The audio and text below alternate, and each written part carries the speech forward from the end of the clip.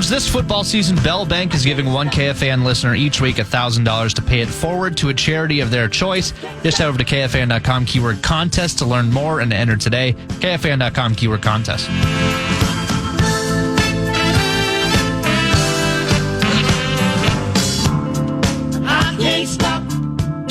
Sean Salisbury, kind enough to join us via the Connecticut Water Systems hotline. I will pick up, Sean, on what we just heard via the iHeart Radio Sports update for this market. If indeed Lawrence is out and Jones is in, what does that mean regarding the challenges for the Vikings defense? Oh, a little more limited physically. Well, Trevor Lawrence has been kind of up and little Dow Jones in his career, but the ability where you say, man, if he ever does consistently reach that, what we expect him as the first pick of the draft, that's always there, and you know he's capable in a game of doing that, but it has been inconsistent. So if you're preparing for Mac Jones, it's a smart guy, needs a lot of good things to happen around him, is not going to be overly creative, but will make good decisions, and he played better as a rookie than he did at any other time, but they didn't surround him with much at New England.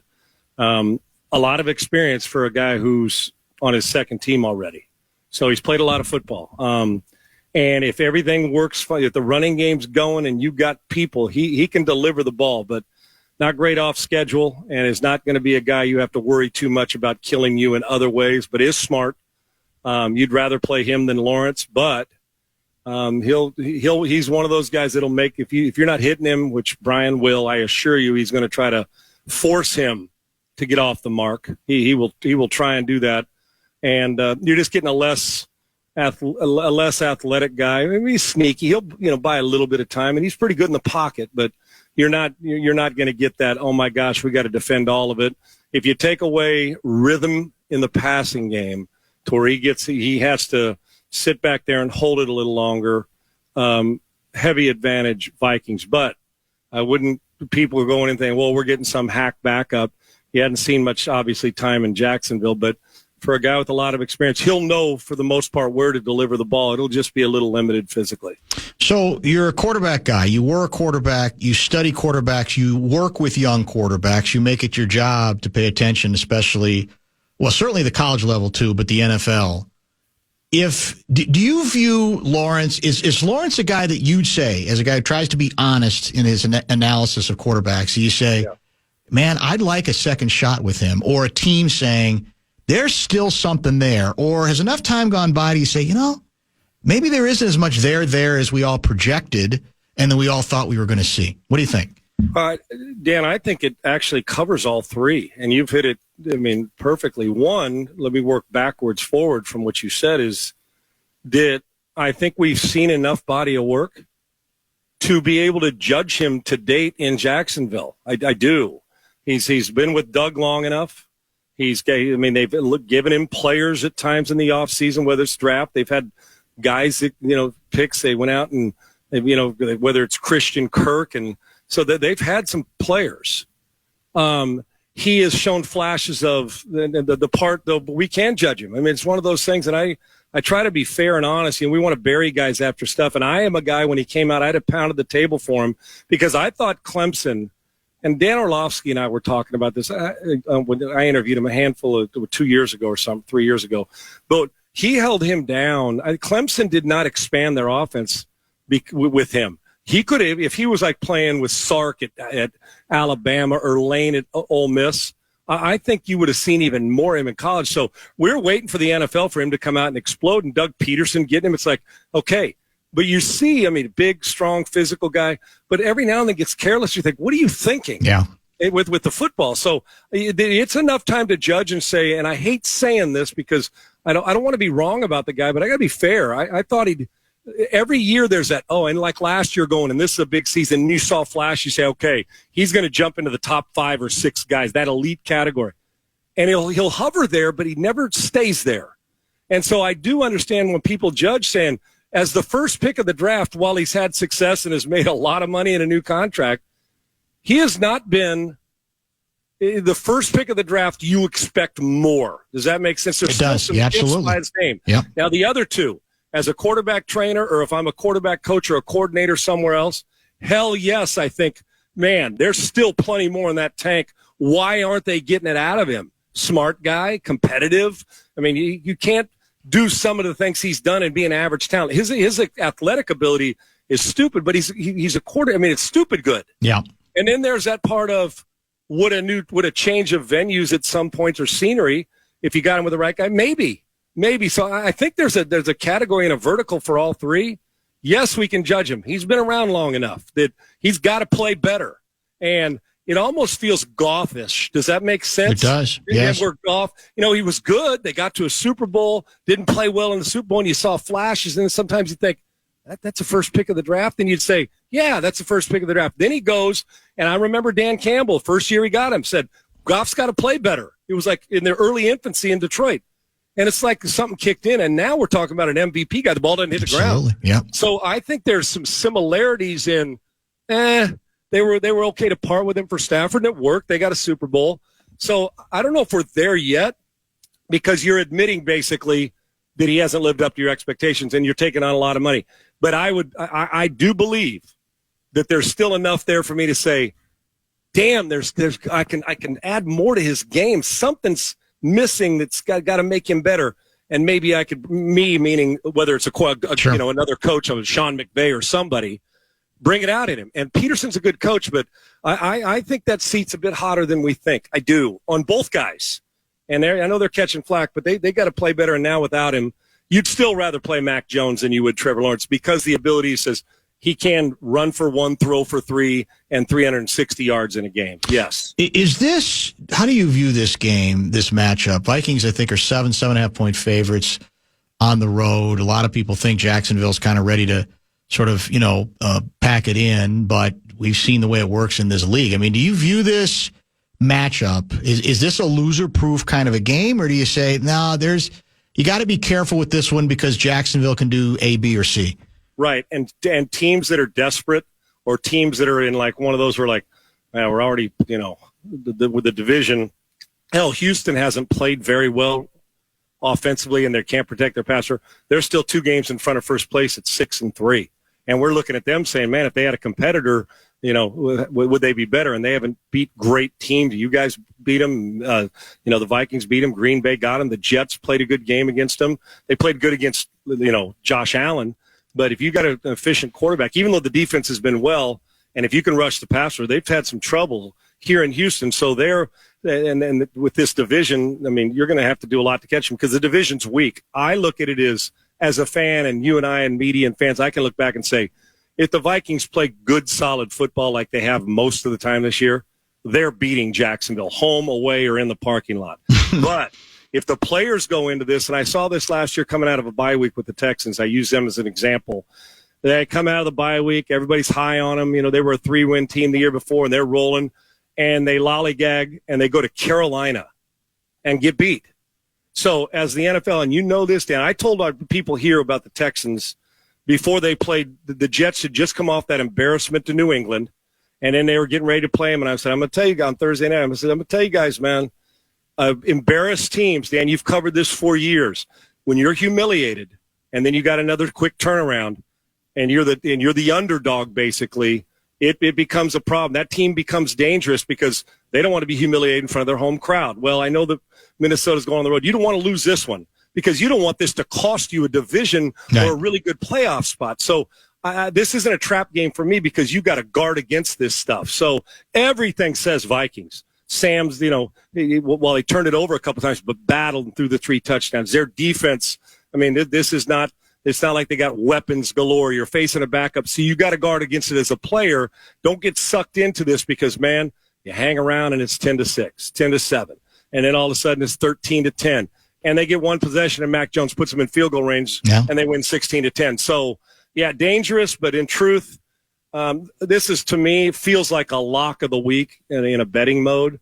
I like the Vikings. Now, to win, I'd look and see where the number goes if I'm a gambler, but right. I don't see how this team, considering, and the Vikings haven't played their best football. They won last week, but it took them a minute to get rolling. There were some struggles. So They don't want back-to-back struggles because, hey, what has Jacksonville got to lose? You know how this goes, Dan. Desperate teams like, hell, another loss? I mean, a coach's job, I get it, but it's like, if you're Mac Jones, you're treating this like it's a playoff game. Yeah, Jones. You want to impress. You're buying time for another contract to hopefully get a chance. So, yeah, dangerous. I think Jacksonville's a very average team with better talent, underachieve. I like the Vikings. Don't give them a reason to stay interested in the game. Right? That's the whole deal. You know what? And Dan, real quick, sure. And I don't like to refer to a team in the division, but there is. Think about what Ben Johnson does every time he plays. Yes. They're a coordinator. I mean, if he was playing Jacksonville and they were up and we got him this week in Houston on Sunday Night Football. If Ben Johnson's up 38-3. Goff is staying in the game. Yes. They're still throwing crazy ass stuff at him, and they want to score 45. So, and not to rub in, but that's just how he thinks. So, if I'm Kevin this week, I know you want to keep people healthy. Don't treat this as a AAA game because this isn't AAA football this week. They're still a pro team, and they're at home, and you know how that goes. This is an aside, but I really do believe that if you're the Bears, I think it's inevitable the Bears are going to have to make or should make a coaching change. I don't know if they're going to be willing to do it. But to me, you name the guy that I'd go after. I have no idea what kind of head coach in terms of running the whole ship. But I look at their mess at the quarterback thing. You got to get a guy who's as sharp as you can at that spot and then just assume and hope that he can do the other parts of the job, don't you? Oh, 100%. Think when Caleb Williams was at his best at SC, and stick him with Chicago as they continue and have Ben Johnson come in. Because Ben Johnson not only be the head coach, he will be the play caller. Exactly. He said he loves it. Yep. You will see, like Goff, I'm not saying he's going to be that good, but he's an enormous talent. Whatever the max is for for Caleb Williams, Ben Johnson will find it. You're going to find out. Yeah, there is no question. And as a head coach, we know this. I've seen plenty of great coordinators that just – it's not even. I'm not worried one bit about him going to Chicago or somewhere else and getting X's and O's. He'll handle those. They will move the football and they will score from the parking lot. But the question isn't like this. It's not even that for the head coach. It's who you hire as a staff, which I think is so underrated. And then I'm talking about the initial strength and conditioning coach, who your coordinator is that works in cahoots with you, even though you're going to call the plays. What kind are you? Do you want a Brian Flores or Spagnuolo aggressive guy? Are you a zone guy? What gives you see, I always think as a coach, I would hire a guy that gives me the most trouble as a quarterback or a coordinator, right? Yeah, right? That's the guy I want running my defense that I struggle with because, all coordinators think they're geniuses and can do everything. So with Ben, it'll just be a simple matter of, do they respond? How do you lead in the building when you're the CEO as opposed to the president of the company? And that's what he is. So, yes, perfect guy. And you know what? I was asked this question on a show this week saying, well, does he get punished because he turned down the big money to go coach a team last year and turned it down? I said, absolutely not. He betting on himself. Yep. Was going to go back and prove that he could do it another year, and they're better this year than they were last. I mean, as far as just the overall thought process and the way they're scoring, and that the arrogance to say, oh, I could pass up a head job. There's going to be other ones. Everything says, hell, why would I be mad that he turned one down? He wasn't afraid to do it because he knows damn well that aside from there's no coordinator that's going to be a hotter commodity for a head coaching job at any level. The only two guys, Saban in college and Belichick in the pros, and they're both doing television and quite nicely. So, yeah, he's going to have his pick of probably Dan, 1 of 5 or 6 jobs? Got to believe. Yeah, 100%. Yeah, I would think so. Yeah, got to be at the top of the list. My only hesitation on seconding what you'd said about in an odd sort of way, maybe Jones becomes a bigger challenge because this is his season. He's not had a chance to play. So for him, he ain't bored with the season. He's saying, hey, it's my shot. I'm going to go out and I'm going to let it loose. Agreed. The only reason I'm hesitant is I think my credibility has been undermined because a week ago I said this to you, and I said it all week. I said, look out with Flacco. He's going to give you a lot more trouble than the talented kid.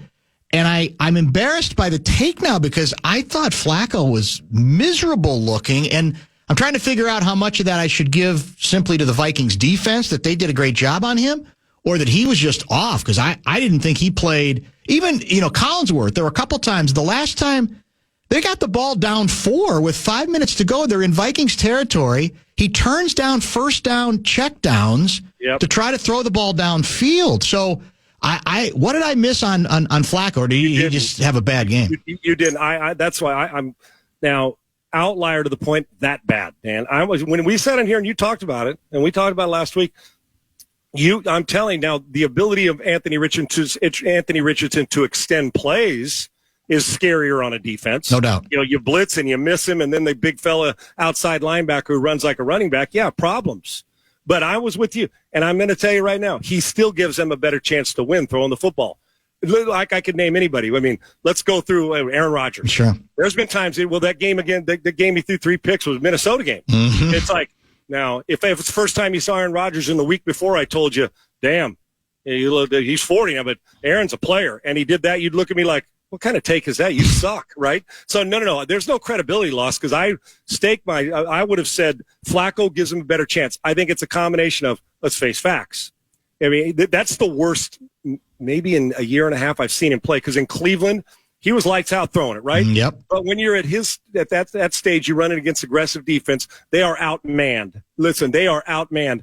Richardson wouldn't have made them any better, I assure you. But he makes them better athletically. But when it comes to decisions, and Joe made some bad decisions, what good defenses can do when you're in a position to still win a game is they can put you in those. He has them. Everybody has those games. Now, he comes back and does it 2 or 3 more times in a row. Guess what's going to happen? They'll go back to Richardson. You and I both know that. So they see him on the practice field. I just think, Dan, it was an aberration. Matter of fact, if we were answering it again this week and saying back-to-back games, they're going home and home like we do in the NBA sometimes, I would say play Flacco because you know what he would have learned? Oh, okay, I see how this goes. So he's not going to kill you as long as he's in rhythm, but he got out of rhythm. I just thought it was a Viking defense. Hey, guys are in, I don't know about entitled is the right word, but it happens to even the best of them. But I would imagine Joe Flacco will play better moving forward. If he doesn't, Richardson will be back in the lineup. So now don't be embarrassed by that take because I would have bet money that he's going to give you a better chance. He just missed some throws that, well, quite frankly, he looked on some throws like Richardson. Inaccurate and missed some throws. He did. But I wouldn't, you don't need to apologize for that take because I sure as hell am not. I've seen enough of Joe Flacco, the older Joe Flacco, to know that he's still capable of making throws if it's a clean pocket. Do the officials merit the referees an F on the 2-point conversion in a very entertaining Thursday night game last night? Yeah, what a show that was between those two quarterbacks, huh? Yeah. How that phenomenal. I mean, that's when we're talking about the best of the best, Dan. We're seeing, right? You just mentioned 5 guys. 2 of those cats last night are in that conversation, no doubt. And they showed it drive after drive after drive. Yes, an F for it. It's not a D-. It's not a C for that 2-point conversion. They missed 2 and might have missed a third one. Flag on that. I mean, the holding was blatant. The hit to the face. Now, listen, old school me says they wouldn't have called that if Rich or Wade would have got hit in the face back in that day, right? They'd have let it go. Right. I mean, that's just a fact, right? Tommy Kramer gets hit. They're not even – that's the old school way. I mean, you say, that old school tough guy, we want to be macho and say, quarterback, take that, Joe. But under the current rule, it was a penalty. While I may hate the rules for we're overly protective, which drives me nuts. But when it happens on a game like that, you're like, no. Under your rules that you've set, it's a penalty by that. And then the whole of it was blatant. And yes, they flat out, what was it, Terry McAuley? And Terry didn't even hesitate to protect the refs. Mm-hmm. He said blatant. And as we know, Al Michaels, there's 2 things Al doesn't hide. His gambling thought process when he's in a broadcast, and he's the all-time play-by-play voice in all the sports, most versatile ever, and his disdain with referees or bad football penalties, right? He hates it, and he even said it. So while that's not the reason they lost, it did contribute to a possible extension of the game and the rest of it. I don't ever like to say one play did it, but as far as a grade, you can't miss one of those, let alone 2 of them with the game on the line. The truth of the matter is, fan base and everybody else deserved that play to be done a half a yard closer or half the distance, and let's do it again, no doubt. So, as you mentioned, the quarterback play was remarkable yesterday again, and people are looking at the way Baltimore's offense has sort of been reinvented with, bringing back the running game. By the way, he looks ridiculous. I mean, I can't even. I don't know how much he weighs, but he looks like his burst is back, whatever. He got some wiggle, doesn't he? And he's got, for your questions, there's wiggle. Everything. And have you ever noticed, I played with, Marcus Allen was my teammate at Southern Cal, right? Player. My freshman year. and as tough as there is in football, Yep. right? It was so good. And you want a goal line touchdown, Marcus. You want somebody to run out of bounds, don't ask him. He's taking everybody on. And at 6'2", about 210, I'm going to tell you, Dan, that when Marcus, remember the Super Bowl when he ran away from Darryl Green? You're like, and he's like, Marcus was that guy in a uniform. You say, is he really moving that fast? And you couldn't catch it. It was weird. And it's a Jerry Rice. Jerry didn't have 4.4 speed, but when the ball was in the open field, you just couldn't quite catch him. It's like he had different game speed. And with Derrick Henry, you say, and I'm telling you right now, don't believe one thing about 6'4", 220. 220. That dude is an M&M away from 260 and still moving, and he wears you out inside. And if you got the guts to come around him and he's within stiff arm leg, you're getting punished. Yeah. But you see him run down he runs away from everybody in the secondary. It's crazy. And all he's done, and if Lamar Jackson wins the MVP again this year, split it in half and give it to the guy, because it's even made Lamar better, and Lamar's spectacular, but it's made him better because you can't not. You want to play two high safeties against this team, they're running all the way to February because they just hand it to that, and he doesn't wear out. And all the people who thought he was done. Yeah, you're done in Tennessee because they suck and because their quarterbacks aren't very good. You bring him to a quarterback and a team that's got great personnel in the front office, and looky here. The dude is in the MVP talk. It's going to be a quarterback award, but I don't want to defend them. That's the hardest team to game plan against in the league right now. I would think it would have to be. And what's interesting to me is there's as you know, there's still an ongoing referendum on Jackson. Yep. And it's the old, okay, yeah, this is great and this looks wonderful, but I got to see it. I got to see it in the Super Bowl.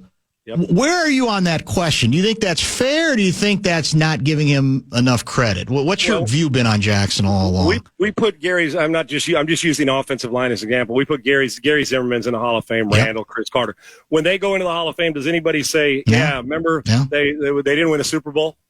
And three of the greatest players of all time, right? True. I mean, undeniable. They really are. Yeah. There's no question.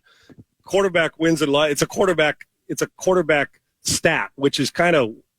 It's weak if you're losing, they blame it on you. When you're winning, you're like, yeah, this is great. But how many guys are under that referendum? You got Prescott and Cousins, and I mean, there's about 10 of them. The difference is they aren't winning 2 MVPs going on their third. If he wins a Super Bowl, Dan, we're talking about let's say they win a Super Bowl this year and he's the MVP. He's on a fast track to the Hall of Fame.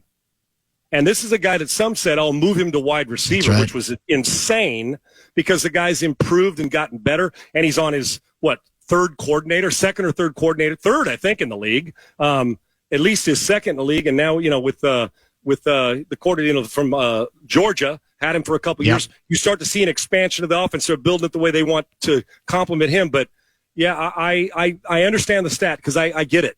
Because there's a different level of, you're a preseason guy, you're a regular season guy. Are you a December guy? And then are you a January guy? And now, can you get us to February? So to date, he hasn't played his best football in January. And that's fair because we do it with everybody. Every quarterback's ever lived.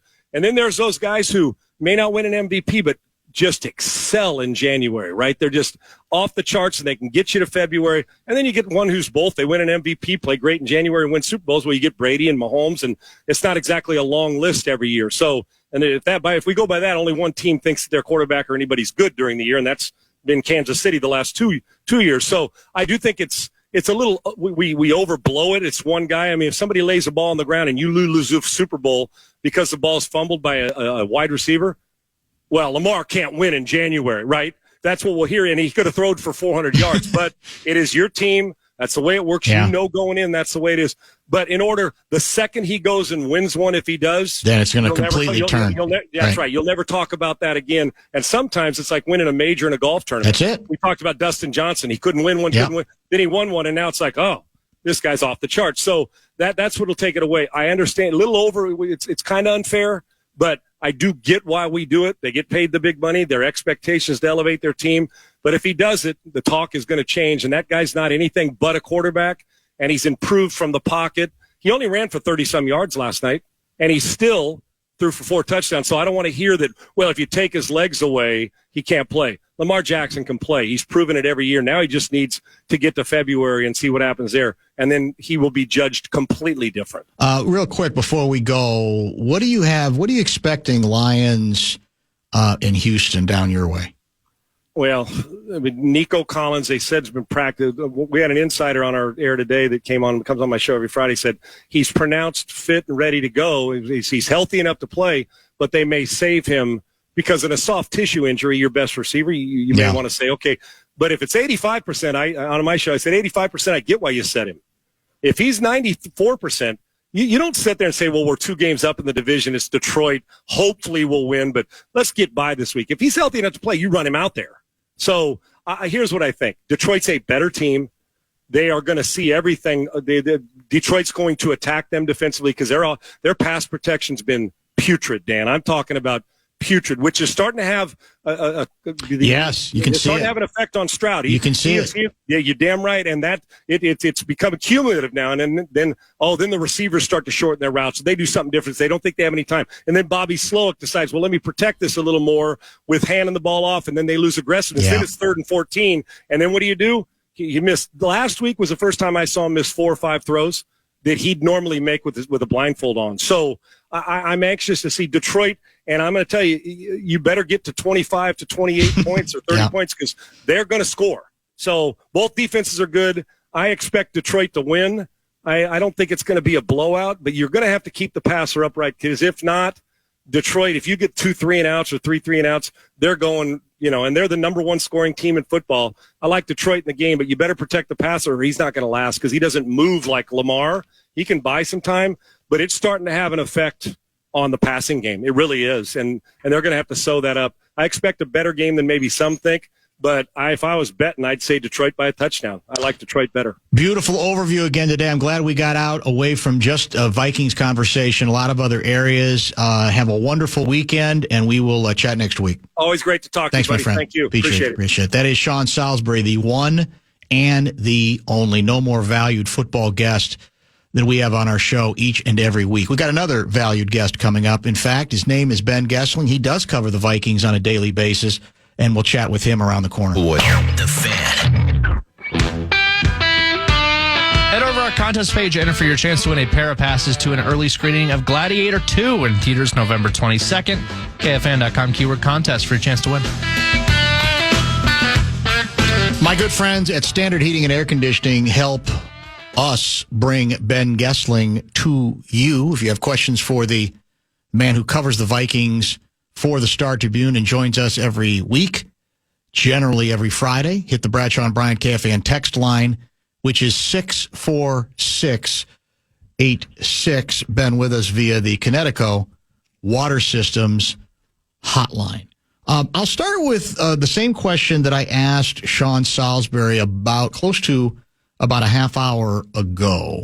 If ultimately, as I think most of you believe, that Lawrence is out, Trevor Lawrence is out, and Mac Jones is in, do you look at this?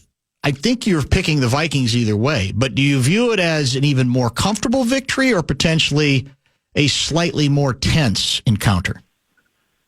Well, I would think my first reaction is more comfortable simply because I think they want Trevor Lawrence to be the starter and they've built their offense around him, and that's the ideal scenario for them. But Mac Jones did have quite a good night against the Vikings 2 years ago, and that Thanksgiving night game. I think threw for 382 yards or something like that, and right. Almost won that game. Now, that is a completely different defense than what he will see on Sunday against Brian Flores, of course. So that's, I think, the caveat to that whole thing. I generally think it's easier. I think even though Lawrence has struggled, I think he does more things that make him a little more difficult for a defense. And I think either way, they are in pretty good shape to win this one. That offensive line for the Jaguars especially is why I tend to think whoever is at quarterback is going to have a hard time, because this Flores defense, I think, will be able to get quite a bit of pressure on that group, and it kind of goes from there. The Jaguars are awfully banged up as well, so I think this is one the Vikings should be able to win pretty comfortably, no matter who's back there, but I don't think the Mac Jones thing makes it harder. Where are we on the Cashman condition? Well, O'Connell sounded pretty optimistic today. They listed him as questionable, but the fact that he was a full participant today is a big deal, I think. That's kind of that threshold that they feel like gives them the green light to put a guy back out there when he's been through a full practice. They'll kind of continue to evaluate it tomorrow. They'll have a walkthrough and see how he's feeling. But he sounded pretty optimistic about it when we talked to him in the locker room yesterday. He said he's kind of just learning how to manage the injury and how you can push off on that toe when you're dealing with the sprain and all of the stuff that you have to come through this with. But he seemed, I think, pretty confident he'd be able to go, and the fact that he was a full participant today, O'Connell also sounded pretty confident. So I would be surprised unless something turns in a different direction that if he would not play. I expect he'll be out there. And so I guess probably one of the goals this week is don't give an inferior team hope. Don't let them hang around. Maybe even try to resist the possibility that it's a close game and you need a field goal late and you're going to ask your brand spanking new kicker to have to hit it. I mean, I guess you do it if you have to, right? Because that's the way the game is played.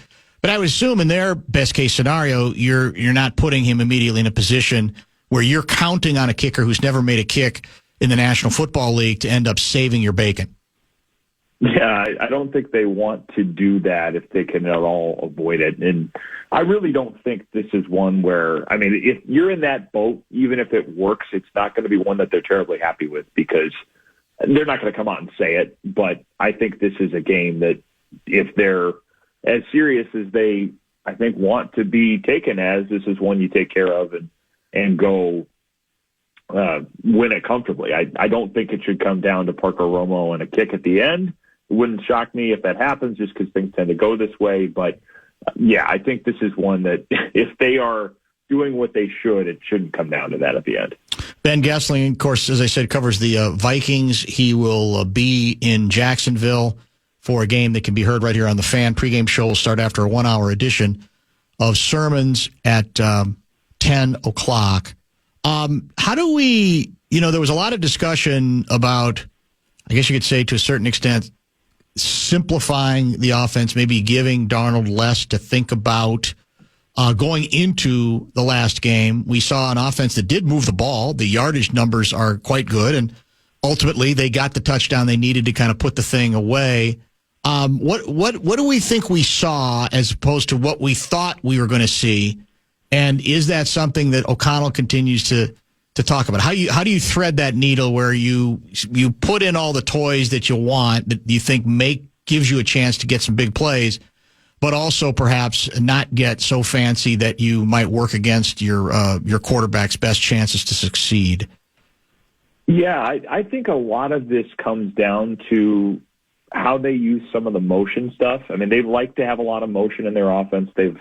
They like what it does for them in terms of man zone tells, trying to get better leverage for Justin Jefferson. I mean, all of that stuff is a lot of the reason they put in motion, just like a lot of teams in this kind of family of offenses do. But it does mean that you have to be at the line of scrimmage a little sooner. You can't run the clock down to 2 or 3 seconds quite as easily, especially if you are trying to still check some things at the line. I think there's a lot of that stuff that if you're going to have motion and just the pre-snap development takes a little bit longer, you have to break huddles sooner. So I think there's probably been a little bit of simplification that way, taking a little bit of motion out and being a little more, maybe the menu's not quite as big, so they're not struggling to get to the line quite as much as they have. And we've seen that happen quite a few times where they're taking timeouts to avoid delay a game, or it is a little bit of a rush job to get the ball snapped. So I think some of it is that, and then some of it is just,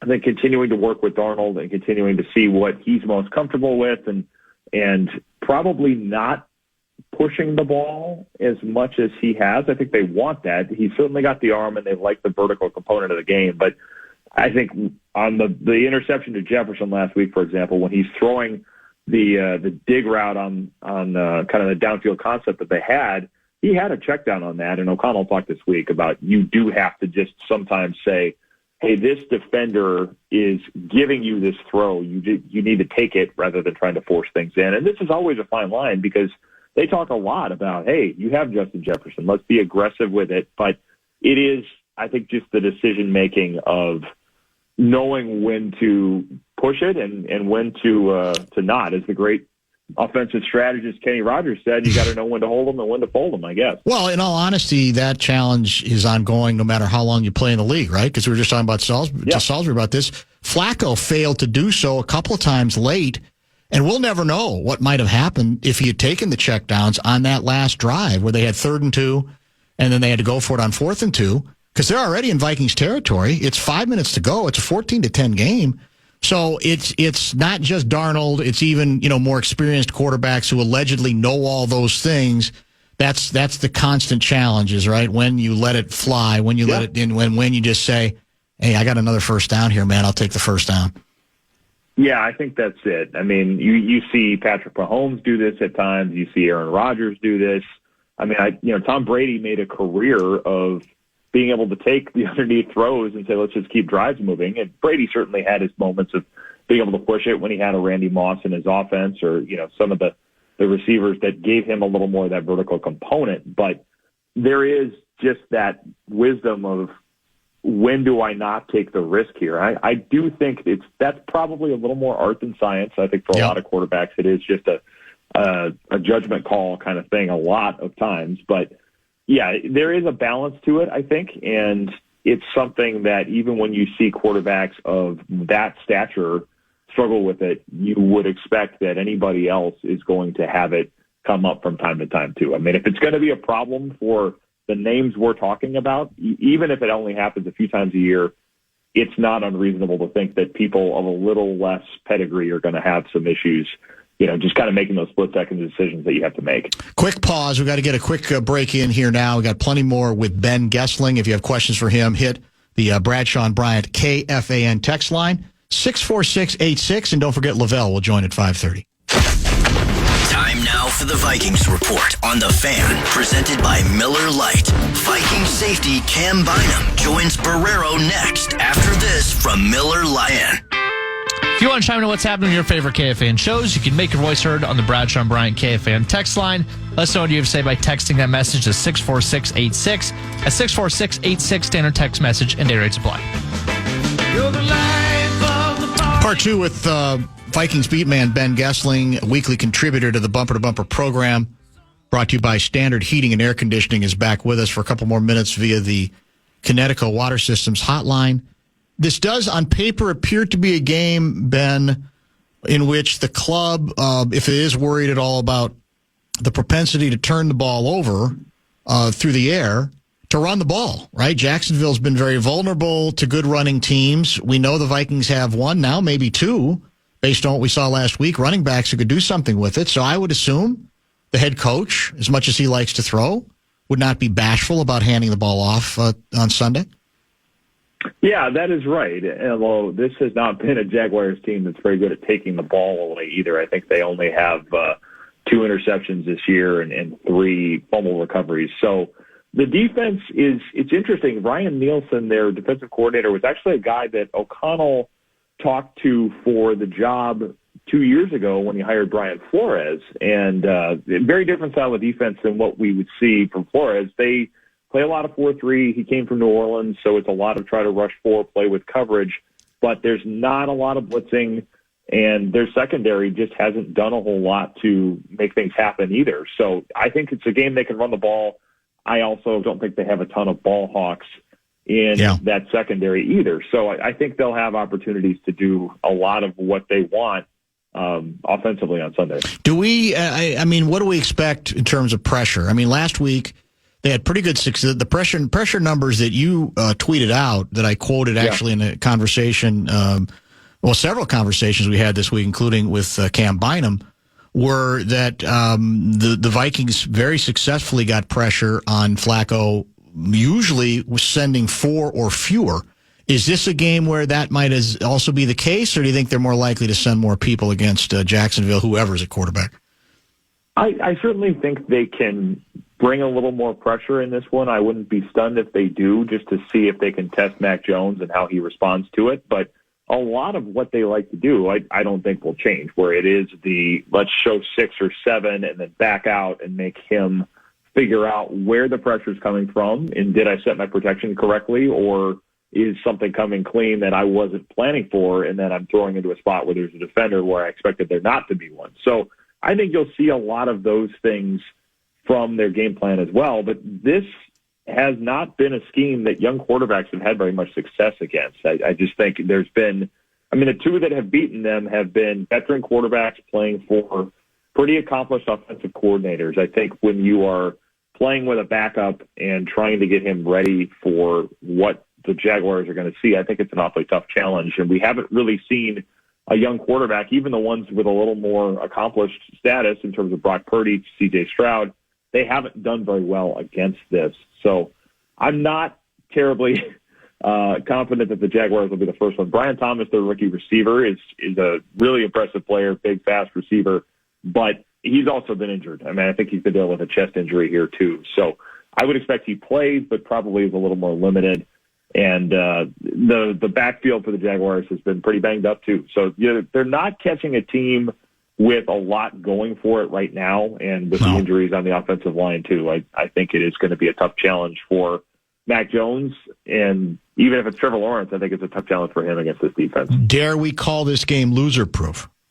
It certainly sounds like, by the way I'm talking, I would say yes. I think it's pretty close to that. You never want to assume that. I think I probably would have said that back in 2018 when the Bills came in here as 14-point underdogs too, but it is one that they would have to probably do some things to give it away or beat themselves up. And that could be with all the changes with the special teams. You could see something like that happen. But I think if they're able to limit turnovers, which probably is just making better decisions than we've seen from Darnold at times, kind of towing that line that we're talking about, I think if they're able to do that, it should be one they win pretty comfortably. The Lions, we talked with Salisbury about the Lions are in Houston, and I like the Lions' chances to win, but Houston, I think, is capable of playing better than they've played this year to this point. So is this falls into that classification of an opportunity maybe to gain a game? A lot of people I know have already ceded the division to Detroit, and maybe that's the right way to think. I don't know. But this is a game where you say on paper, if Houston shows any of what it showed a year ago, and Detroit eventually plays down a little bit because that's the nature of this league, maybe if you play your cards right and take care of your own business, you have a chance to gain a game within the division. Yeah, I think that's certainly an opportunity for them coming up here, because the Lions have kind of a similar schedule to the Vikings over the next few weeks here. They're home against the Jaguars next week, and then it's Colts and then Bears. So really a lot of those same teams play both Detroit and Minnesota here in November. But yes, this is the tough one for a while for the Lions. You go down to play Houston on the road. The Vikings obviously got them at US Bank Stadium, and what I thought was probably the loudest environment we've seen at US Bank Stadium this year. I think that is a defense that is going to be able to get after Jared Goff to some degree, and we'll see how he handles that. He's been a lot better against pressure than he has been for most of his career, and they may not have Will Anderson. The Texans may not have Will Anderson on Sunday, which would be a fairly big loss for them if they do try to get after Goff. So a lot of this, I think, comes down to how effectively the Lions can move the ball against that defense. It's been one of the better pass defenses in the NFL this season. They've been pretty good against the run too, but the Lions are as effective and as willing to commit to it on the ground as anybody in the NFL, and I think that probably continues. It's probably the toughest game on the Lions schedule for a while here, and so it's an opportunity in that sense, and it probably comes down to how well they're able to get that ground game going in Houston and control the game that way, I would think. Safe travels to Jacksonville, Florida, and we will chat next week. Thank you. All right, sounds good. Thanks, Dan. Ben Goessling via the Connecticut Water Systems Hotline, brought to you by Standard Heating and Air Conditioning. We expect Lavelle in about 30 minutes. We do have time for the top 5 at 5 today. What are we thinking? We've got a couple injury reports to go over and a win in the Shark Tank.